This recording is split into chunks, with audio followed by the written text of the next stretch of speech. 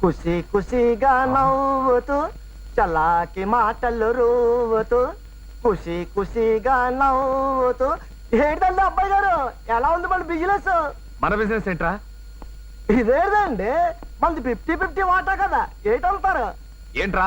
ఏంట్రానా ఏంట్రా ఏదండి మర్చిపోయినారు ఏంటి? పెంట కోప మీద పిజ్జో ఈసీఆర్ అట్టుకొస్తే దాన్ని అమ్మి 50-50 చేసుకుందాం అన్నారా? అన్నారా లేదా? అన్నారు, మరి అట్టుకొచ్చేసినాను. ఏటంటారు? పెంట కుప్పల మీద వీసీఆర్లు దొరుకుతాయి, విమానాలు దొరుకుతాయి, కొనేవాడు ఉండాలిగా. అమ్మో విమానం వేడదండి బాబు, వీళ్ళు ఇండియాలో అమ్మేస్తాడు. ఇతగారి సంగతి నాకు తెలదేటి. ఏటంటావు? అమ్మా చూడు రే, ఇంతకు ముందు అలా అన్నాను, కానీ ఇప్పుడు అలాంటి పనులు చేయట్లేదు. వెళ్ళు. ఏడుదవైన ఈసురు ఈ తమాసాగా ఉందేటి? అడ్డమైన పెంట కోపలు తిరిగి అంత కట్టబడి దీన్ని అట్టుకొచ్చినాను తెలుసా? మర్యాదగా దీన్ని అమ్మిపెట్టు. అసలే మనం మళ్ళీ మ్యారేజ్ చేసుకుంటున్నాం. ఏటంటావు? నువ్వు మ్యారేజ్ చేసుకుంటే నాకేంటి, క్యారేజ్ మోసుకుంటే నాకేంటి? Get out. అసలే మావాడు చిరగ్గా ఉన్నాడు. ఎక్కువగా బేరాలాడి విసికించుకో. 20,000 ఇస్తాను, పట్టుకుపో. శర్మ గారు తక్కువ చెప్పానా? నోర్మండి. ఏడిది 20 ఏళ్ళ 40 ఏళ్ళకి పైసా తక్కువ ఇస్తూ తీసుకోను. ఎక్కువ మాట్లాడితే దీన్ని అమ్మి 60 ఏళ్ళు ఇమ్మను. ఏటంతా? తిక్కగా వాగితే ఒక్క తాపు తంతాను. మరి నా కోపం వస్తే నేను ఏడు చేస్తాను తెలుసా? ఏం చేస్తావు? ఏడు చేస్తానా? ఏం చేస్తావు? ఏడు చేస్తానా? ఏం చేస్తావురా? ఆ టీవీ సంగతి చెప్పేస్తా.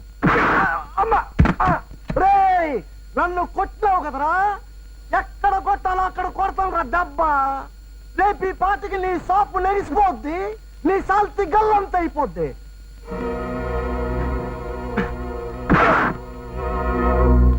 అమ్మమ్మమ్మమ్మమ్మ, ఎన్నెన్ని దారుణాలు, ఎన్నెన్ని ఘోరాలు.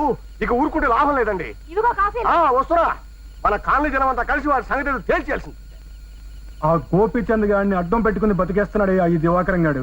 అవును, లేకపోతే వాడి సమాధికి ఎప్పుడో పునాది తవ్వెద్దు. యాదవ సచ్చినోడు. ఏదో ఒక రోజున గోపీచంద్ గారి నిజాలు కూడా వీడు బయట పెట్టాడు అనుకోండి. ఏంటి అప్పుడుంటది అసలు సీసన ముసళ్ళ పండుగ. వాడే గాని వీడికి రివర్స్ అయ్యాడంటే ఇంకొంటుంది. తొందర ఎందుకు అన్నయ్య గారు? ఆ రోజు కూడా దగ్గరలోనే ఉంది, అప్పుడు చెప్దాం వాడి సంగతి. అమ్మా అబ్బా ఏడుదండి, వాళ్ళు ఈ మధ్య టీవీ కొన్నారు గుర్తుందేటి?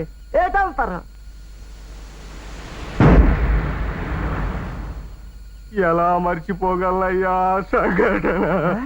52,000 మేడ్ ఇన్ దుబాయ్.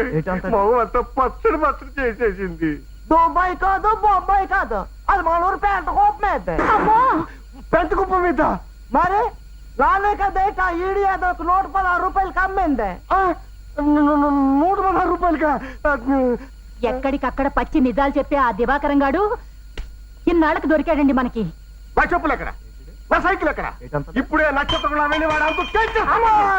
అసలే బక్క మనిషి, మీరొక్కరే వెళ్ళి ఏం చేయగలరు? వచ్చి కూర్చోండి, రండి కూర్చోండి. అన్నయ్య గారు, మరి వాడి సంగతి? నువ్వు ఉండమ్మా. రేపు పొద్దున గోపీచంద్ గారు లేని టైం చూసి బావా నేను వెళ్ళొస్తాం, వాడి సంగతి తేల్చుకొస్తాం. అమ్మా, ఆ నర్సు పిలిచి నా మంచం కొంచెం నేరుకు ములిగి మార్పిస్తావా? ఊరుకోవా. సాగు మంచం మీద కూడా నీ వాస్తుకోవాలా నువ్వు? వాస్తు కాదు, నా పిండాకుడు కాదయ్యా. ఊపిరాడకుండా నా ఒంటి నిండా కట్లు కట్టి పడేశారు. ఆ కిటికీ పక్కన అయితే కొంచెం గాలి తగులుతుందని. ఎందుకంటే బాబు చలే చాస్తుంటేనే ఆ కట్లు మీరు హ్యాపీగా తెల్ల స్వెటర్ వేసినట్టున్నారు. ఏంటి బావా, నైట్ డ్యూటీకి వెళ్తుంటేనే యాక్సిడెంట్ అయిందని తెలిసి ఒకసారి చూసిపోదామని వచ్చాను. మరి చెప్పేదంటే అవును కాని బావా, నువ్వు ఆ దివాకరం కానీ డబ్బులు అడగడం, ఆడు హ్యాపీగా ఇచ్చేస్తానండం, నువ్వు మరీ హ్యాపీగా నమ్మే సైకిల్ హ్యాండిల్ బార్ వదిలేసి ఆటోని గుద్దేయడం బాగుందయ్యా, చాలా బాగుంది. నీ అమాయకత్వంగానే ఆ డబ్బులు ఇస్తాడా? అమ్మో పచ్చి మోసగాడు, వాడిస్తాడేంటి? ఫ్యామిలీ లేడీస్ మీతో చెప్పకూడదు గానీ వాడితో నాకు ఎంత అనుభవం. ఖాళీ క్లాస్ నీకేస్తావా?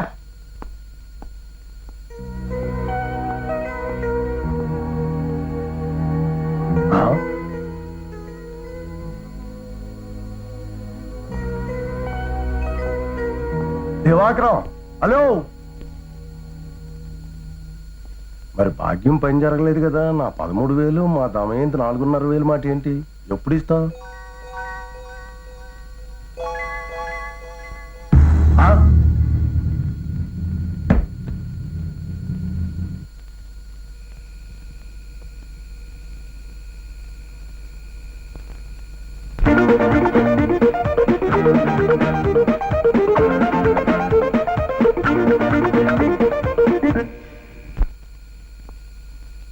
కాసేపట్లో స్పృహలోకి వస్తాడు. ఇతనికి హార్ట్ అటాక్ వచ్చిందని మాత్రం చెప్పకండి. అసలే వీక్ హార్ట్ అటాక్ అని తెలిస్తే మనిషి చచ్చిపోయే అవకాశం ఉంది. కాబట్టి ఒకవేళ అడిగితే చెస్ట్ పెయిన్ అని మాత్రం చెప్పండి, అంతే.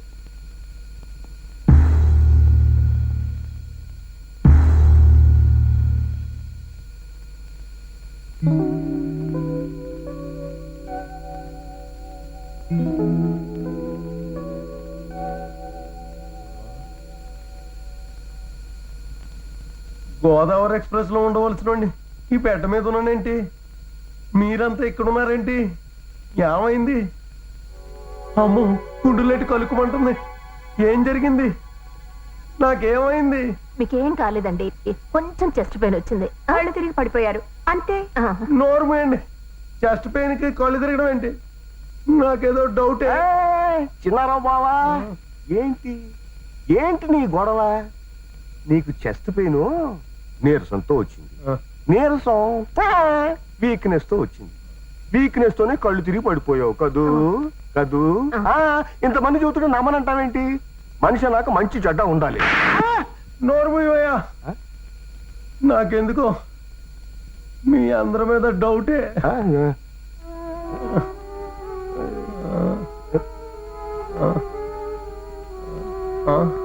ఇదిగో దివాకరం, దివాకరం, ఇందాక నాకేమైందయ్యా?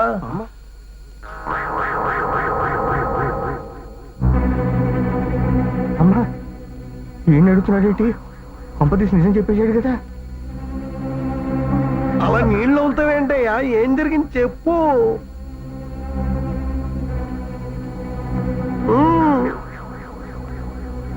ఇందాక మీకు ఇందాక నాకు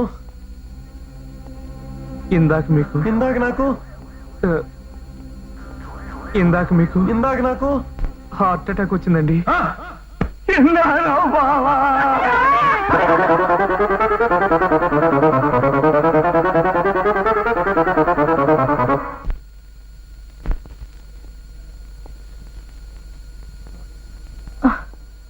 తీసుకోండి. థ్యాంక్స్. ఓ మూల ఇంట్లో చెల్లెలికి పెళ్లి చూపులా? ఈ విధంగా టోర్నమెంట్స్ వాడు తలకాయ మింట్స్ లేదు చక్కా పోతాడా? ఏం పర్లేదు. ఏమయ్యా దివాకర్, నువ్వైనా వాడు కొంచెం గట్టిగా బుద్ధి చెప్పవయ్యా.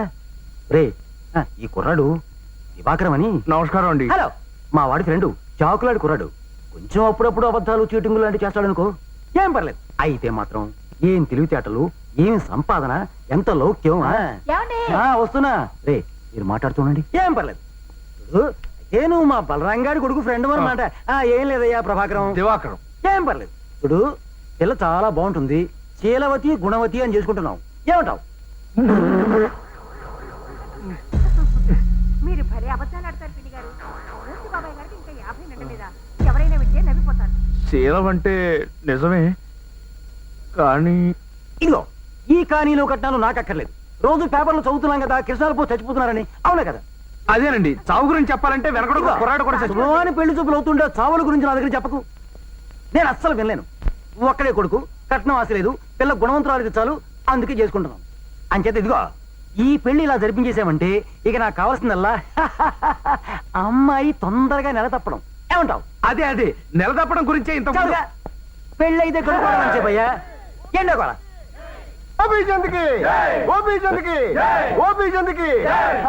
కుర్రాళ్ళు మొత్తానికి అన్న మాట నిలబెట్టారు. ఇంత పెద్ద కప్పు కొట్టుకు రావటం మన కాలనీకే చాలా చాలా ప్రతిష్టాత్మకమైన విషయం. మరి మనం కూడా ఇచ్చిన ప్రకారం ఈ యువ కిషోరానికి సన్మానం జరిపించడం చాలా చాలా బాగుంటుంది. గోపీచంద్కి